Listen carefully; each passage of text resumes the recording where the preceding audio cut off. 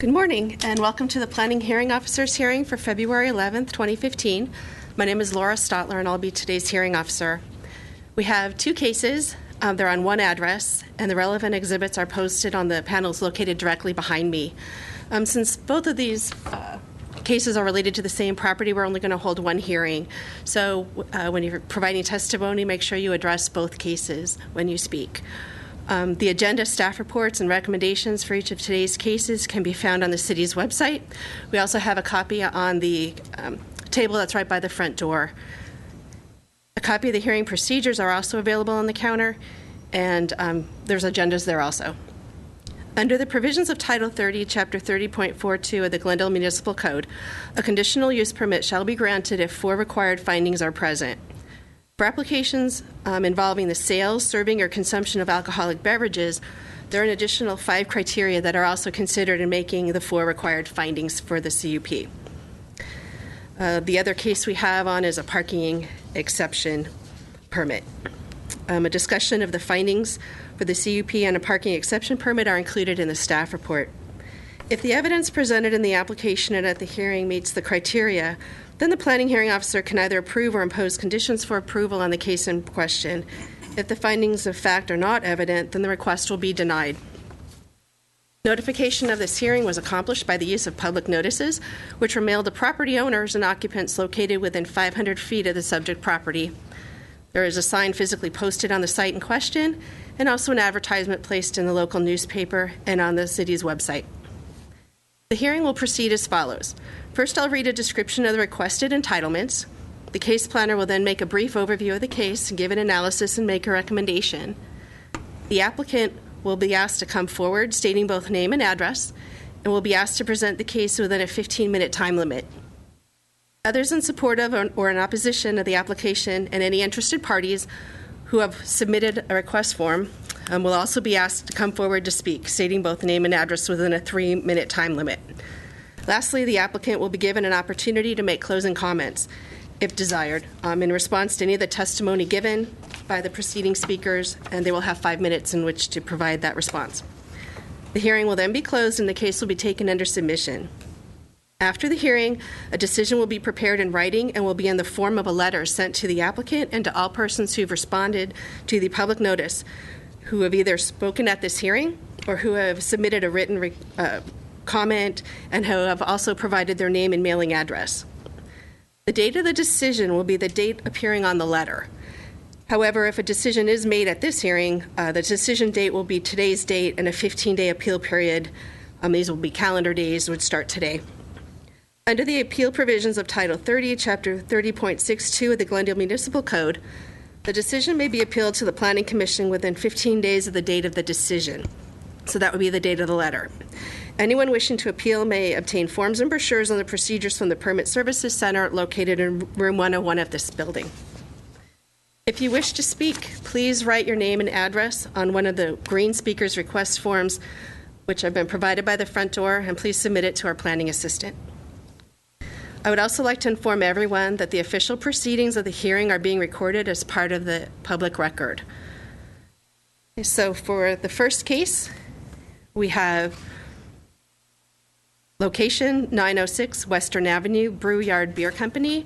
It's a conditional use permit case PCUP 1423984 and parking exception permit PPEX 1423991.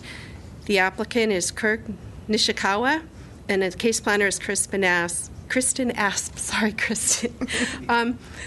This is an application for a conditional use permit and a parking exception to allow a proposed tavern, a microbrewery with tasting room, with sales, service, and consumption of alcoholic beverages. They're asking for a Type 23 small beer manufacturer, and to allow a 33-space parking exception in conjunction with a proposed tavern located in the IND Industrial Zoning Use District.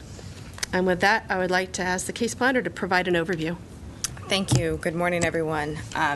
Just to reiterate the description given by the hearing officer, the applicant is requesting approval of a conditional use permit and a parking exception for a tavern use, again, a microbrewery with a tasting room, for the on-site and off-site sales, service, and consumption of alcoholic beverages, and to allow a 33-space parking exception in conjunction with the proposed tavern in the IND zone located at 906 Western Avenue. Staff believes that the findings can be made to support the approval of the conditional use permit and the parking exception. The land use designation of the subject site is industrial, which is intended to accommodate industrial and manufacturing activities. The applicant's primary use is a brewery, which is considered a light manufacturing use, but combined with the proposal to sell beer, converts this land use to a tavern, which requires the conditional use permit. To give a little description about the property, the site is approximately 35,000 square feet and is developed with a single-story, approximately 23,000 square foot industrial building with 30 on-site parking spaces. It is located on Western Avenue, just below the Western Avenue overpass, and is adjacent to the Southern California Pacific Railroad right-of-way. The project site is approximately 4,500 square feet and is located in the last tenant space at the rear of the property.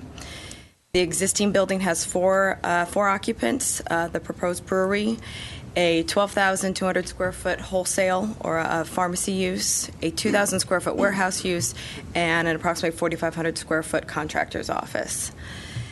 The property immediately adjacent to the east is almost a mirror image of the subject property and is occupied by one light manufacturing use tenant with 25 on-site parking spaces. Access to the parking lot is from Western Avenue in what is like an alley-like design. Between the two buildings, an ingress and egress access easement is in place on both properties to adequately access the parking spaces. Now, to describe the use. The floor plan clearly shows that the majority of the 4,500 square feet of space will be used by the brewery operations. The tasting room or the tavern portion is less than 800 square feet in size and is accessory to the brewery. The floor plan also shows there are a total of 40 seats available to patrons of the tavern. This is a space that will allow folks to consume the beer brewed on the premises in addition to other brews not brewed on site, and patrons can also purchase packaged beer brewed on site for off-site consumption. As for the parking exception, the applicant is requesting a request for 33 spaces. If the proposed brewery just wanted to be the manufacturing use as a brewery, no parking exception would be required. However, combined with the sale and service and consumption of alcohol, the use is categorized as a tavern and requires a higher parking ratio. This ratio applies to the entire 4,500 square foot space, even though only 800 square feet would really be classified as a tavern. Because most of the other tenants on the property are manufacturing and warehouse, and the peak demand for those uses is contrary to the peak demand for the tavern use, shared parking between the uses is feasible. Additionally, the applicant did submit a parking study conducted over 3 days in December of 2014, showing on average more than half of the parking spaces on site and on the property immediately adjacent to the site are available during the hours the tavern will be open for business. The hours of operation for the brewery are generally from 8 a.m. to 5 p.m. Monday through Friday.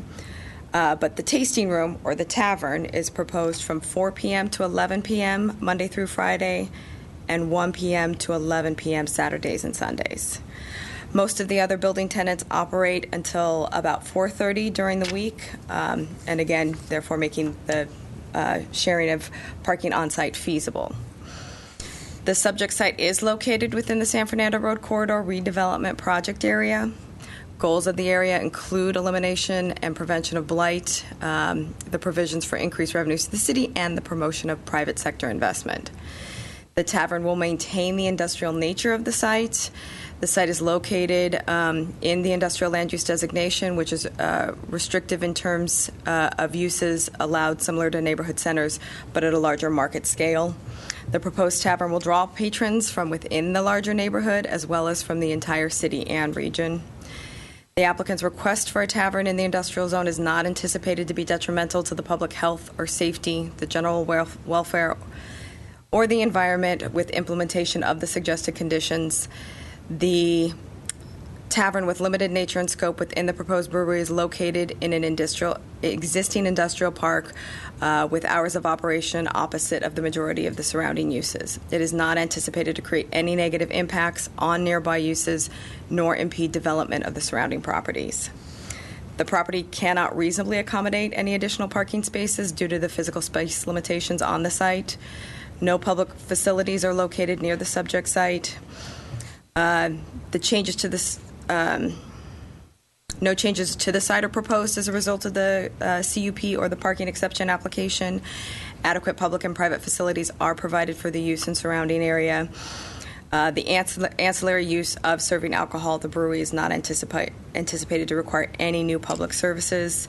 No major concerns were received from various city divisions, including the police department, related to either of the discretionary permit applications, and therefore staff was able to justify all the required findings of fact for the CUP and the parking exception applications and recommends approval of the applications with the included conditions. Okay. I'm available for any questions. At this time, I don't have any questions, but I do want to say that I did receive a couple of emails. They came in this morning, so I just want to state. One was from Jim McQueen saying he supports the Brewyard Beer Company. We have another letter or email of support from Jess Parmley, and an email from Renee Toglin saying he believes the Brewyard would be a good addition to the city. And another email in support from Mike Deal. Again, those came in this morning. And we have received other comment letters earlier. We had one from Randy Rohrer. He has a concern with parking. He's concerned with that on-street parking is non-existent in the area. And his concern is specifically, I guess, along Standard Avenue. So there's a concern between 7 a.m. and 5 p.m. Monday through Friday. We also have a letter from DJ Tribiana, and she's in support of the Brewyard. And those are the emails that I've received in support, or letters in support of the project. In fact, they're all the letters that we've received on the project. Therefore, I would also like to call forward now the applicant, and I'd like to call Nick Nishikawa. I understand there's two applicants, so is it Kirk? Kirk, sorry. Kirk. Thanks. And the public hearing is now open.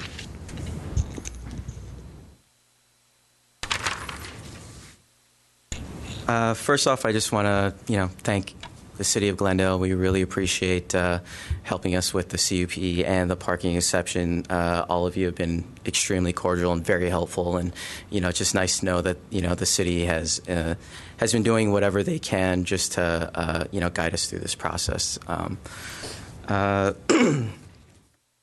I guess to start out with, I would actually like to just kind of give a general disclaimer about the CUP allowance and the parking exceptions. What we're asking for is actually more intended for just the future growth. Since we know that these are set for 5 years, we didn't want to limit ourselves like after year 2 or year 1 or year 4, and realize that we should have asked for a little bit more since we have more growth. Initially our taproom plans are actually probably a little bit more humble in terms of what we're actually going to do, from day one in terms of hours of operation, days of operation, expected number, even the expected number of patrons. Like, although we show like a 40, a 40 or a 50 seat occupancy, like our average daily occupancy, just kind of based on other people that we've seen around, like with the size brewery, we actually we don't anticipate it being just packed and crowded. I mean, we would love to have that problem, but, all in all, just in more realistic terms, like, I don't, the things that we're asking for, I wouldn't expect all of this to be implemented day one. It'd probably be years down the line, but just as long as we have that built-in growth to have the option of saying, hey, we can stay open till 11, let's, yeah, so basically that's just my general disclaimer for, just people that are reviewing us and watching us and and concerned about certain things that we're asking for right now presently. And plus we're always very responsive to the community and our local neighbors. So if we feel that, certain things are working well, we'll just keep it that way, or we'll pull back or, adjust accordingly. Okay, so in terms of the conditional use and the parking exception, we noticed like some basic subject matter, and so we're just going to break this up into. So I just kind of broke it up into kind of all the main points that the questions are pretty much asking us for. In terms of general plan and zoning, the land use, as Kristen stated, we are an industrial zone and we are an industrial type business. Primarily, other than the tap room. And so, we know that we picked that area specifically because we knew we would fit in. The tap room, although that's considered kind of more of a commercial type use, San Fernando is pretty much right next door, and there's little pockmarks of maybe a bar here and there. And I feel that actually gives a great amount of flexibility just in terms of just developing with the surrounding neighborhood. Like if that area just happens to become way more developed and there's way more foot traffic, I mean, our tap room would fit in perfectly. And if the industrial stays there and there's a lot of development there, then basically, well, we're a beer manufacturer, so we'll just keep our industrial persona more prominent. Traffic and circulation, there's basically four types. There's deliveries in, deliveries out, basic employee traffic, and I guess our patrons and customers. Deliveries in, you would pretty much typical 20-foot delivery trucks with the lift gates, maybe 1 to 2 times a week. Deliveries out, pretty much the same thing. Initially, we may not have too many or any deliveries out. That's kind of more when we start ramping up production and we actually take on full distribution. Right now, me and Sherwin are pretty much going to self-distribute like around the local neighborhoods and with our cars. So there shouldn't be too much traffic with us just coming in and out, once or twice a day, in the mornings. Employees, once again, this is more of a future thing. Once we start getting more established, we may have like 2 to 3 employees, as we've stated in our application. We do have enough parking for that. Patrons, once again, the tap room opens when businesses start to close, starting from 4 to 11.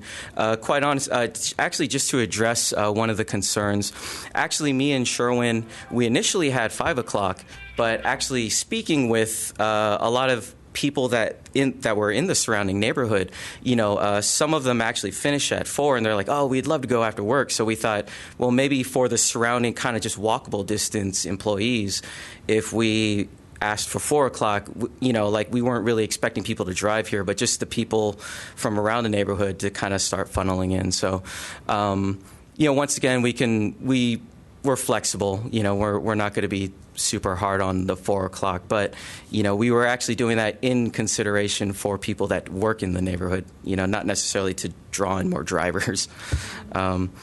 Parking spaces. In general, there's about 30 available spaces.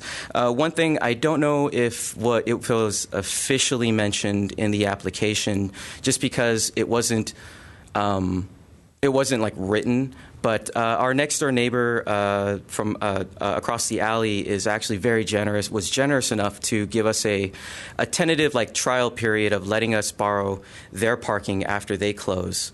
Marco Swan, he's great. I understand why he doesn't really want this to be like a written contract or anything, because, he just wants the flexibility to say, okay, this isn't working, or this is, or we have late shifts, so, stay out. But that does give us the option of 16 additional parking spaces, which I really appreciate from him. And then there's the spaces on the Western Avenue Bridge. Public safety. In terms of public safety, we're looking at basically, we look at environment and health, and that can be under noise, smell, and waste. In terms of noise, we're right next to the train tracks. We're in an industrial neighborhood.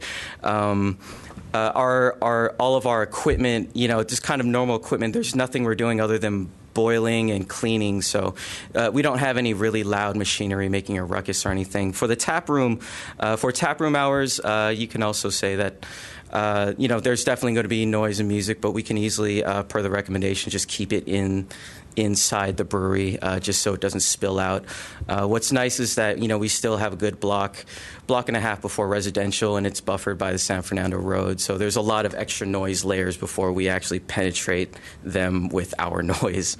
Then there's a smell, very minimal brewery smell. I mean, you may kind of associate that more with like Budweiser, like a really huge plant that you get that yeast bakery smell, but at our scale, you're talking like maybe a 12-inch exhaust that maybe, exhausting some vapor, just vapor and maybe that smell. But that should dissipate within like 10, 15 feet, I'm pretty sure. I mean, we're like a microbrewery, so, that type of issue shouldn't be really there. And then waste. There's grains, solids, and water.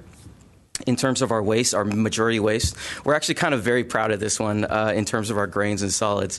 About a week and a half ago, we actually was able to work out a deal with a local farmer in Santa Clarita that's willing to pick up all of our grain. And that's a huge deal because you're talking about 1,000 pounds of spent grain. That we could theoretically throw into the waste and have thrown in a landfill, but instead we lucked out just in general in terms of finding a farm that's willing to pick up all our spent grain and mix it in and feed it to cattle, and so it's completely reused and great. In terms of our water, that's also very minimal. You're talking. We're just using it to clean our equipment. That's usually just like slightly sugary water type substances. So we use very eco-friendly, just kind of light cleaning agents.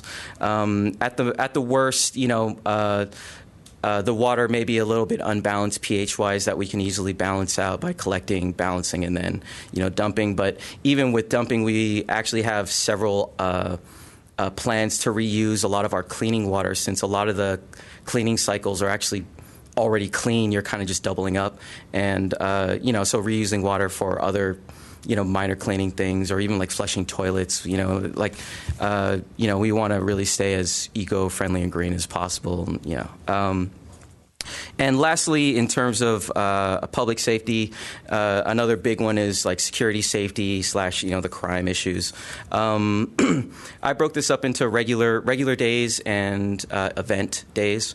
In terms of regular days for security, at least for our security, we have gates that completely close off our area of access to our space. And, there's exterior lighting to keep everything lit up at night. We will have surveillance cameras that have night vision and all that, good stuff there. Recording, we can remotely log into it if we need to. So you'll be adding more lighting than is already out there? There actually is lighting. I did notice that it wasn't going on, and so the landowner had me just check it, and I think the settings were just off on the timing of it. And so there are exterior lights on the side of the building. Yeah, and they're really high up, and there's only a few, so I was just curious if you're going to actually... Oh, no. We're not talking about like huge flood lighting or anything, but, just general lighting, just so there's no dark patches where people can hide and do heinous things. I don't know. Well, I did see the wall and the gate there, so would you be having the gate open? It looks like the gate actually works with your property as well as the neighbor's property. Yes. So is that going to be open, or?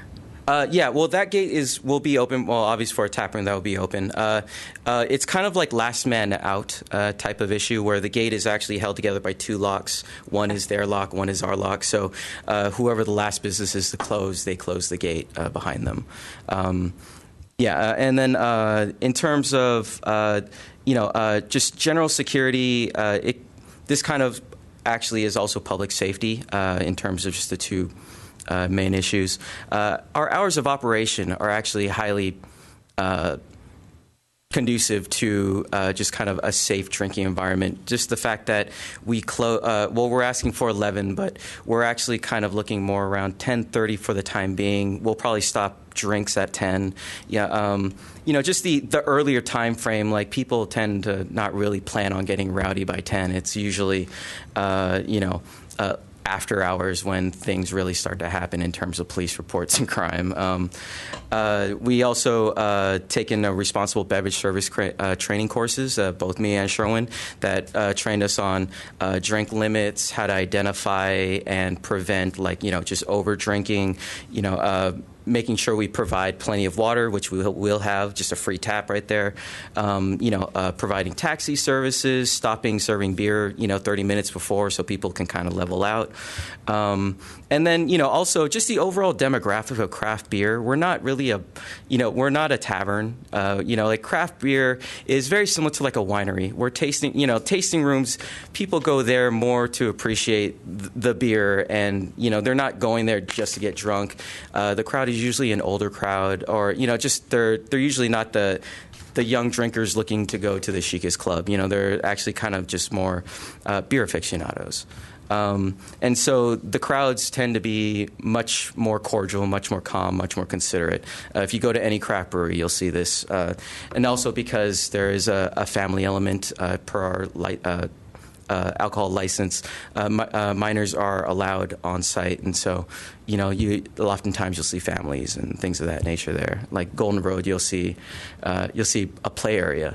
They go that far. So, and then lastly, basically events.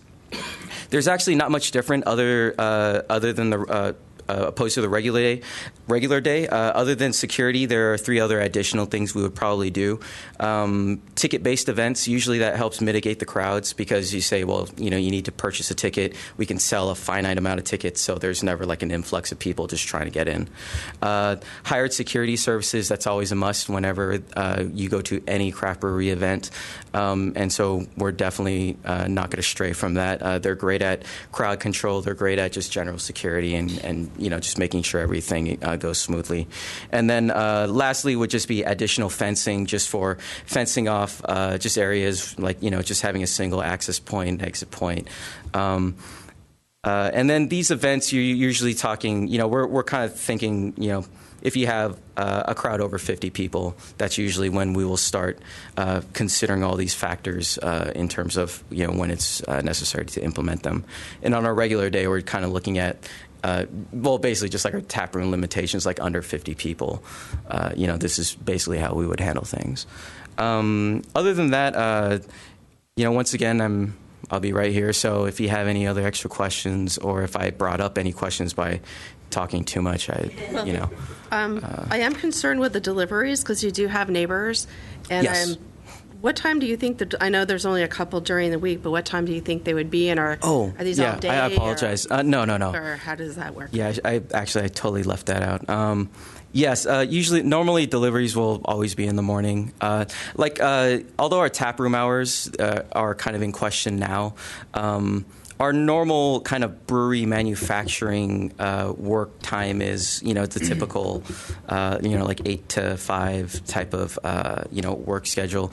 All the deliveries for incoming ingredients are normally, as far as from what we've, gathered from other breweries, is normally like morning times, first thing in the morning to pick them up. But we shouldn't get anything after 5, and I have a hard, I don't believe we would have anything going out, like after 5 either. I would say like the common like delivery time in and or out would probably be before like 1 o'clock in the afternoon. Signet has the place across from us, they have very similar delivery time schedules, and so I talked to them about it, and the only thing he sort of was concerned with was just coordinating, so just in case we have a truck coming in, he has a truck coming out, we kind of just know when to, like how to work around each other. A lot of times the deliveries, they can be out on the street, and we do have a forklift, so we can always just meet them out in the street if like driveway parking is a concern. We've seen the guys across from us do that if if there was an issue, just to meet them out there.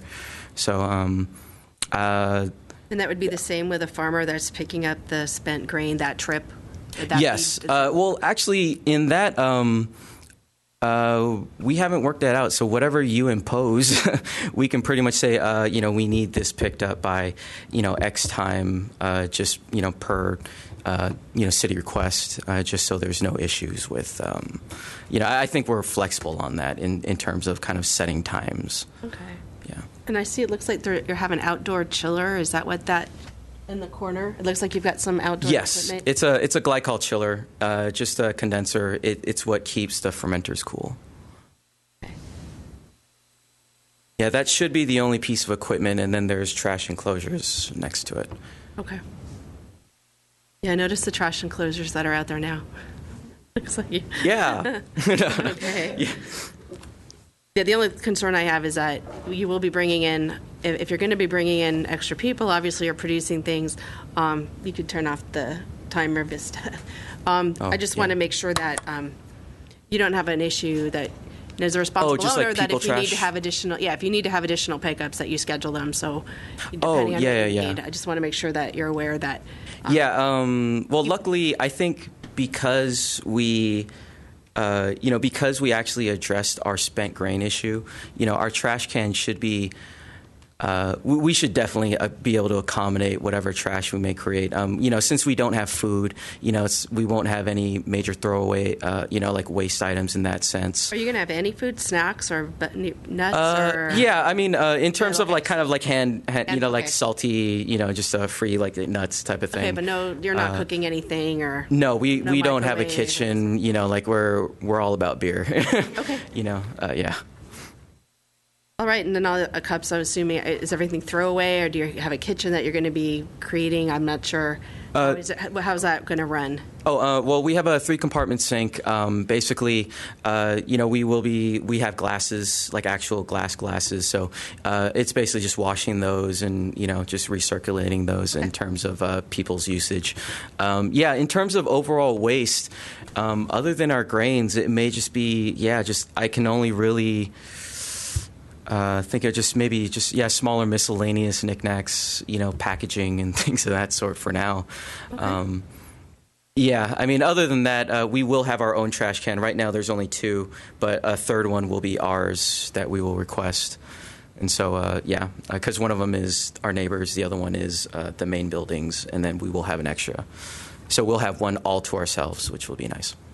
We talked about lighting, gates, delivery. Yeah, you had all my issues that I was kind of worried about. And you have talked, I'm assuming you talked to your neighbors just because I haven't received a ton of letters. Usually when people don't go out and talk to their neighbors, I get those. So yeah. Okay. Oh, no. Yeah, from day one, even before we even signed the lease, we made sure that everyone was kind of was okay with this idea. Yeah. Okay. Yeah. All right. That's all my questions. I do have other speakers, so thank you. I'd like to call forward Sherwin. Sherwin Antonio. Good morning. Hi. How you doing?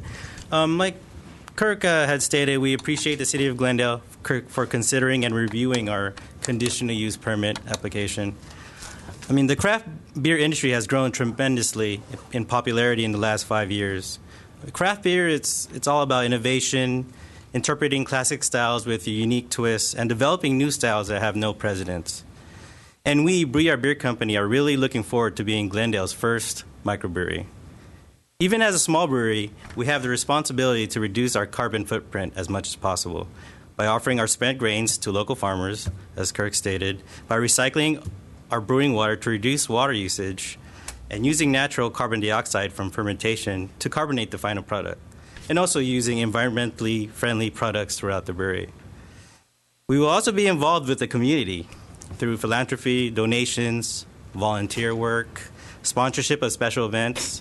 Hey, how about a Glendale Beer Festival? Our tap room will be very unique and inviting establishment to gather, socialize, and experience and learn about new and exciting beers. I mean, the tap room will also be family friendly, like Kirk has stated. I have 2 boys, and you'll probably see them in and about the brewery, and that's under the California ABC Type 23 license, where children are allowed on premises. And although breweries like Golden Road and Eagle Rock Brewery are along the borders of the city, Glendale does not have a brewery to call its own. And we hope our brewery will become a point of pride to local craft beer enthusiasts and will further add to Glendale's growing economy. And in closing, I just wanted to say that, there is no better way to appreciate and respect the art of craft beer than by going to the source, seeing how it's made, talking to the people that make it, and just enjoying the fruits of our labor. Thank you. Okay, thanks. And next I have a card from Rick Barnes. And after Rick Barnes, I'll call forward Jim McQueen.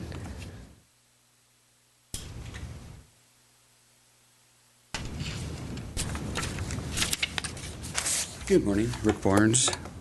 I'm against this, by the way. There are several reasons. One, the parking in there, we have very limited parking on Hale and Standard for the employees. The parking underneath the bridge or the overpass of Western Avenue is already full. The other concern that I have is that when they talk about emergency, the emergency vehicles would have to be heading southbound on Western Avenue to access this location. It's a very tight access roads in and out of that, or you got to come over to Thompson and then go down the Standard. So I think that for emergency, that also creates a problem. During the day, the parking in that area is very, very limited, and yes, maybe at night that comes up okay. However, the area at nighttime, when you look at underneath that bridge and that additional parking, it's a very dark area. And as a microbrewery, I believe that it's got a different class of individuals that would be showing up there. But I do believe this is the wrong location for this brewery, personally, from the location. The driveway, the building to the north, the parking there is almost full all day long because I visit that office occasionally. And knowing that that fenced area in the back, what I see there is that if you have people showing up, the nuisance of their manufacturing, which has been there, is going to create a problem in the future. If I was looking at it as an insurance, the gate that they're talking about that goes straight across is not separated just to them. It's wide open to the manufacturing. There is no air conditioning for the employees in that building. So these individuals that are putting the brewery are not putting together what are they going to happen to those employees because those doors are left open. At this point, that company is only working one shift. That company, in the past, since I've worked with that company for years on different things, has been 24 hours a day and with full employees working in that area. So I think that creates another set of situations that it may be friendly at this point.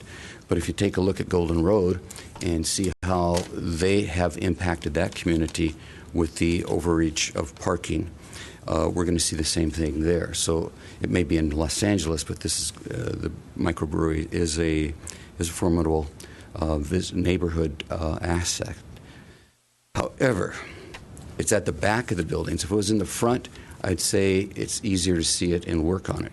But being in the back behind the other two businesses, plus the one directly across, I believe is absolutely a security problem for those other companies. I covered that one. The lighting under the overpass, again, I'm going to state, is very dark. I believe that that area has 119 crimes compared to 53 for the local areas. I do believe that that is going to have enhancement because of right on the other side we have a park. I have two buildings over there that own and operate and manage. And we have the park has impacted us tremendously. So I'm asking for this to be denied. Thank you. Okay, thanks. Next, Jim McQueen, followed by John Martinez. Hi. Hi. I'm Jim McQueen. I'm just a Glendale resident for 35 years. Really don't have much to say other than this is the kind of business I would like to see, and it seems like a really great location. It seems like it would be compatible for parking, being there in the evening and having a little liveliness in the evening would probably make that less, I don't know, dark and oppressive. And that's really all I want to say. Okay, thanks. Then I have John Martinez, followed by Randy Rower. I'm sorry if I misspelled that. Good morning. I support the proposed specific plan. I'm a sole proprietor myself, and as such, I can certainly appreciate the opportunity, recognize the potential, and understand the positive impact that a business of this type and plans of this nature can provide to local economic infrastructure. And I'm sure I don't need to go over what an economic plan really is about, especially for a city like Glendale, the size of Glendale. But the obvious protocol is to attract and to retain industry that complements the character of the city of Glendale. And more important than that, though, it makes use of the locational advantages of moving goods and corporate mobility. And I think this plan here certainly embodies the spirit of all of that. And it's the type of forward movement, I think, that Mr. McQueen alluded to that creates that initiative, that readiness. I think Glendale is ready for this. More importantly, as for the garden variety of potential negative impacts, as we heard earlier, let me just reiterate that since the primary use of the brewery is for the manufacturing of beer, with a small portion of the brewery utilized for tasting of the beer brewed on the premises, the proposed use is not a bar, okay, that offers distilled spirits, which are factors typically associated with public disturbance complaints or the invitation to unsavory characters or unwanted element, as was mentioned earlier. So it's apparent that the proposed application is in compliance with the general plan and the zoning codes. The use is compatible and consistent with the existing uses in the proposed project vicinity and would not be contrary to the public health, safety, and welfare. And thank you very much. Thanks. Randy Rohrer, followed by Kelly Rogers. I own a couple of buildings in the neighborhood there, one on standard since 1981, and parking has been a huge problem. I have visited a lot of breweries up and down the coast, and I am in favor of it. My only thing is the parking. Parking is it's non-existent in the neighborhood. So I did. They put 4 o'clock in their application. I was suggesting 5 o'clock. Although, as far as I also have an office that's a couple of blocks away, I'd probably find myself going there at 4 o'clock. Anyway, I know Rick Barnes mentioned about the security. Hopefully they do have cameras, and that'll alleviate the problem. But other than that, I'm in favor. So. Right, thank you. Next person, Kelly Rogers. And I don't have any more cards after Kelly Rogers, so if there's anybody else who wishes to speak, please submit one of these forms. Thanks. Hi, I'd just like to say that I'm in favor of a brew yard going in. Parking is an issue with no matter what business you open anywhere. It's going to be an issue. Even if they were just straight manufacturing, it's going to be a parking issue. I think their tap room hours, basically after hours, is going to eliminate the problem of parking. When they go to events, they'll want to look at something a little more practical. But it's most of the people, like they said earlier, they only adjusted their hours because people said we can walk there from work after work. So they're not eliminating or using up more parking. Somebody mentioned that, alluded to a different type of people at craft breweries in a negative context. I'd like to say they are a different type of people, but not in a negative context. As Kirk said earlier, it's people are there to enjoy the beer, enjoy the atmosphere, and enjoy the camaraderie. And it is a family atmosphere. I just want you, it's not, hard liquor's not going to be sold there. They're selling their beer. Their license allows them to have a tap room because that's the only way they can get vendors and other people to taste their beer legally, because they can't give it away. So I'm totally in favor of this and think it would be a great thing for the city of Glendale. Thanks. Okay, I haven't received any other cards, so I'd like to call Kirk forward, and if you'd like to address some of the comments you've heard, you have 5 minutes. Okay. It seems like it definitely seems like parking is the major issue. In general, like we have said before, we're flexible. We kind of the hours were kind of just based on just responding to people around the community. We can adjust. We also have, like we said, like our actual projected days and times and hours may not be just the actual maxes that we asked for. We can actually sort of adjust in between. In terms of the parking, when I did my parking count, and I'm there a lot now, usually after 3, and we're there pretty late. I would say that parking around that time, like, opens up very quickly from about 4 to 5. I do agree, though, around 4 is right when it starts to open up, but it's still a little busy. That's why we only had in mind, like, well, maybe we could do 4 just for the people, just for walking distance people. But if that still poses a problem, I mean, it wouldn't kill us to have to, push to 4:30 or, a little bit later. We kind of just did that in response to people in the neighborhood. But if there's too many other people that oppose it, then, we would definitely consider adjusting. In terms of overall security,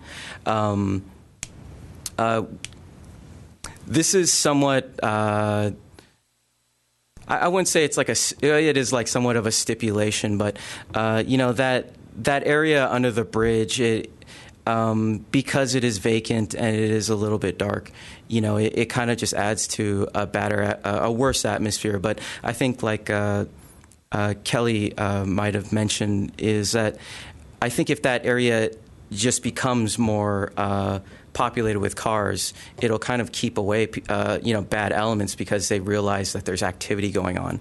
I think the reason why there's, just bad elements hanging out is because they know it's a secluded place. But if on a daily basis that parking lot is filled up with patrons, they'll realize, like, okay, I can't hang out here. There's too many people. Basically, it's kind of a way of pushing out worse elements just by making sure that it is a lively and active area. That's once again, it's just what I hope. It's one thing we can always play by ear, and like everything is kind of just playing by ear. We can adjust to anyone's demands and needs, and we'll try everything we can to cater to it, because number one for craft brewery is that we want to be engaged with the community. We want to be a part of it. We don't want to just be a business in Glendale that only cares about itself. Like so we definitely want to make sure that we have a good conversation with everyone, in that neighborhood. Like we have so far with our immediate neighbors. That's probably why they haven't opposed it, because I've been talking with them steadily and making compromises with them as far as how we do things. So, okay, is most of your use? I got the impression, in looking at your plan, that really all your tavern part is all inside a building. Is that correct, or are you going to have it outside? We don't really have plans on the outside. Okay, I just want to make sure it's all within the building. I mean. Okay. We, for fresh air, we may open the gate once or twice, but we're not going to have tables or things of that nature. That's exactly what I was. Yeah, okay. And then actually, that's to respond to our neighbor across the alley. Like because he does manufacturing and he works with metal and stuff, he's a little concerned about the stuff that kind of is always transitioning in and out, like outside of his area. And so for us, we said, okay, we'll make sure that we keep everything inside of our place. And then on events or days that we do want to maybe try to do something outside, like if it's a really hot day or whatever, it's like he says, well, as long as you just get, like fencing or, temporary fencing, just to make sure that my stuff is like covered. So it just keeps people away from it. And we agreed. We can definitely work with them just to make sure that things over there are safe. Because, like I said, they're our neighbors. why would we want to piss off any of our neighbors? So, we'll do everything we can to respond to people's like inquiries and worries, and just in general. Okay. Thanks. Now, is there last chance? Is there anybody else who wishes to speak? I do see people in the audience who've not spoken. That's why I'm asking again. I do have these cards. Okay, last chance. Well, we've had testimony. We've heard from a rebuttal. And so now I am going to close this public hearing. This case will be taken under submission, and I will be preparing a decision. And that's on both cases, the parking exception as well as the conditional use permit. There are no further items on this agenda, and therefore this meeting is now adjourned. Thank you for coming.